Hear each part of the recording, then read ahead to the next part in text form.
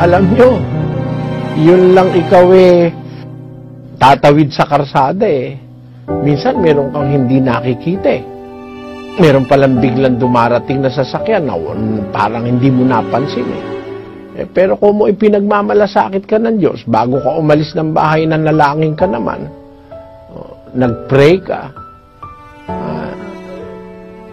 hindi mo nakikita yung sasakyan, ikaw ang nakita ng sasakyan, nakapag-preno siya. Ginising ng Diyos yung nagmamaneho dahil pinagmamalasakit ka. Napabuti ka. Nagagawa ng Diyos yan sa lahat ng areas of life. Lalo na sa trabaho. Alam nyo kasi ang trabaho, yan gawain ng taong gustong mabuhay ng marangal